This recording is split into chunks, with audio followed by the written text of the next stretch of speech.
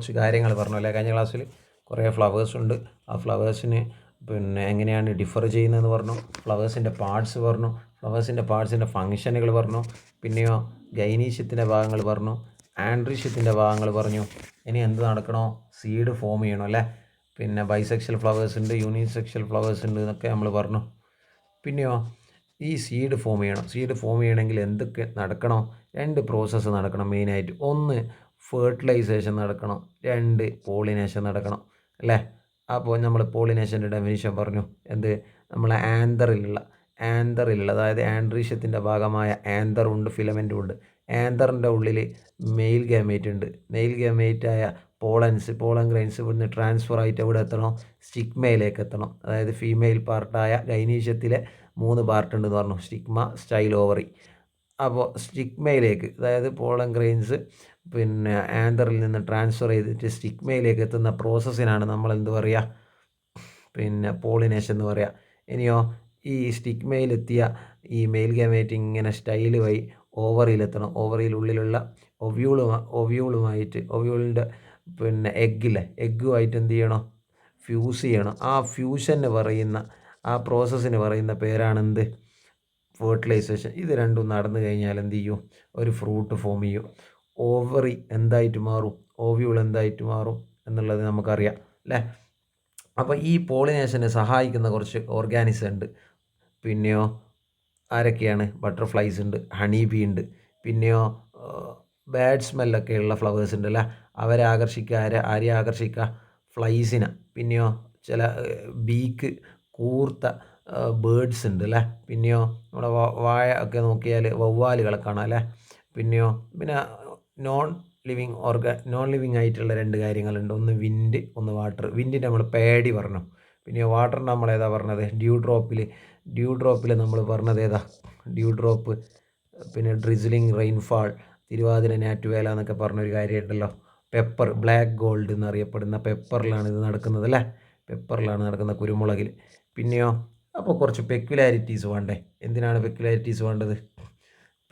ഇവരെ അട്രാക്റ്റ് ചെയ്യണ്ടേ. അപ്പോൾ ഫ്ലവേഴ്സിൻ്റെ അടുത്ത് എന്തുണ്ട്? നെക്റ്റാർ ഉണ്ട് അല്ലേ, തേനുണ്ട്. പിന്നെയോ അട്രാക്റ്റീവ് കളറുണ്ട്. ഇവരെ അട്രാക്റ്റ് ചെയ്യണ്ടേ. അട്രാക്റ്റീവ് കളറ് ആരാണ് കളർ കൊടുക്കുന്നത്? കളർ കൊടുക്കുന്നത് കൊറോളയാണ് അല്ലേ. ഈ പെറ്റൽസിനെ കലക്റ്റീവായിട്ട് നമ്മൾ പറയുന്ന പേരെന്താണ്? കൊറോള. അപ്പോൾ കൊറോളയാണ് അട്രാക്റ്റ്നെസ്സിന് കൊടുക്കുന്ന, ഫ്രാഗ്രൻസ് കൊടുക്കുന്ന എന്നൊക്കെ നമ്മൾ പറഞ്ഞു. പിന്നെ നല്ല ഗുഡ് സ്മെല്ല് വേണം. പിന്നെയോ രാത്രി കാലങ്ങളിൽ ബ്ലൂം ചെയ്യുന്ന കുറച്ച് ഫ്ലവേഴ്സ് പറഞ്ഞു അല്ലേ. വൈറ്റ് കളറുള്ള ഫ്ലവേഴ്സിൽ അതിന് മോത്തൊക്കെയാണ് അതിൽ ഹെൽപ്പ് ചെയ്യുന്നത് നമ്മൾ പറഞ്ഞു. പിന്നെയോ കുറച്ച് ഫൗൾ ഓർഡറുള്ള എന്താ പറയുക, സ്മെല്ല്, ബാഡ് സ്മെല്ലുള്ള കുറച്ച് കാര്യങ്ങൾ പറഞ്ഞു. പിന്നെയോ സ്മോൾ ഫ്ലവേഴ്സ് കാണുന്ന, അതായത് ഇക്സോറ, നമ്മൾ പറഞ്ഞ ചെക്കിപ്പൂവിലുണ്ടല്ലോ. പിന്നെ ഇൻഫ്ലോറസൻസ് കാണുന്ന 2-3 തരം. നമ്മൾ മഞ്ഞ കളറുള്ള വിഷുവിനൊക്കെ കണിക്കൊന്ന ഉണ്ടല്ലേ. അത് ചെറിയ ഫ്ലവർ ഇങ്ങനെ വലിയ ഫ്ലവറായിട്ട് പോകുന്നൊരു ഇൻഫ്ലോറസൻസാണ് ഇതിൽ കാണിക്കുന്ന കണിക്കൊന്നയിൽ.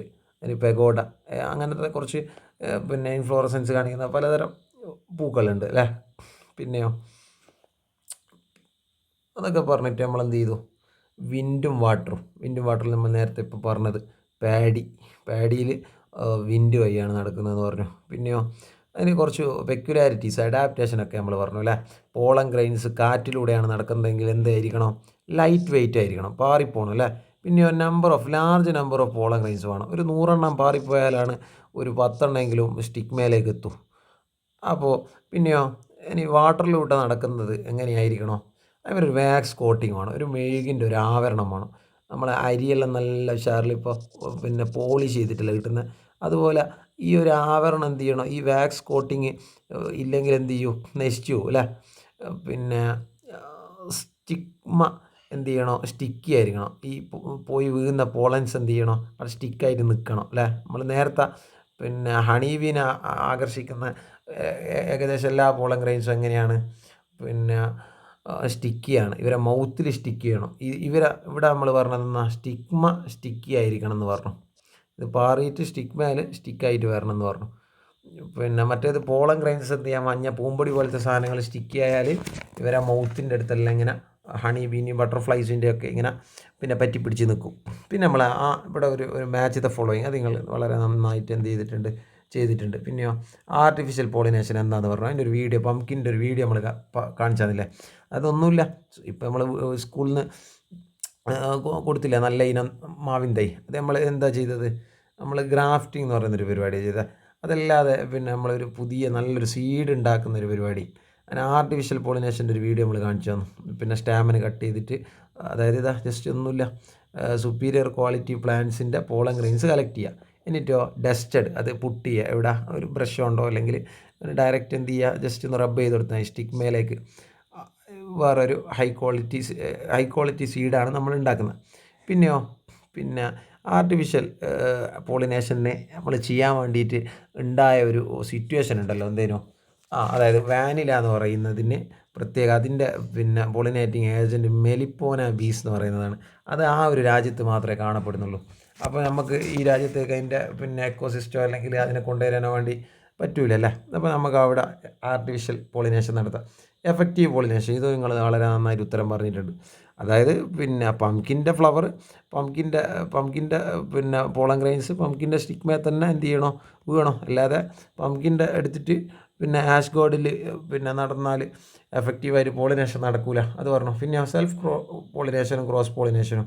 സെൽഫ് പോളിനേഷന് എന്തുണ്ട്, രണ്ട് സെയിം ഫ്ലവറിൽ തന്നെ നടക്കുക, ഇനി ഒരേ പ്ലാന്റിലുള്ള പിന്നെ ഡിഫറെൻറ്റ് ഫ്ലവറിൽ നടക്കുക, അത് രണ്ടും സെൽഫ് പോളിനേഷനാണ്. പിന്നെയോ ക്രോസ് പോളിനേഷൻ, ഡിഫറെൻറ്റ് പ്ലാന്റ്സിലുള്ള ഡിഫറെൻറ്റ് ഫ്ലവേഴ്സിൽ നടക്കുന്ന കാര്യമാണ് ക്രോസ് പോളിനേഷൻ. അത് നിങ്ങൾ വളരെ നന്നായിട്ട് ഇങ്ങോട്ട് തന്നെ പറഞ്ഞു തന്നിട്ടുണ്ട് അല്ലേ. പിന്നെ പോളിനേഷൻ കഴിഞ്ഞാൽ ഇവർക്ക് കുറച്ച് ആളുകളെ ആവശ്യമില്ല പോളിനേഷൻ കഴിഞ്ഞ് കഴിഞ്ഞാൽ. അപ്പോൾ ഇവരെന്ത് ചെയ്യും, കൊറോള പിന്നെ ആൻഡ്രീഷ്യത്തിനൊന്നും എന്ത് ചെയ്യണ്ട, ഇവർക്ക് വേണ്ട. നമ്മൾ ഓവറിയാണ് ഫ്രൂട്ടാകുക എന്ന് നമുക്കറിയാം, ഓവ്യൂളാണ് സീഡാകുക എന്ന് നമുക്കറിയാം. ഈ കൊറോള ആൻഡ്രീഷ്യ എന്ത് ചെയ്യും, ഉണങ്ങിപ്പോയിട്ട് പിന്നെ വാടിപ്പോയിട്ട് അങ്ങ് വീണു.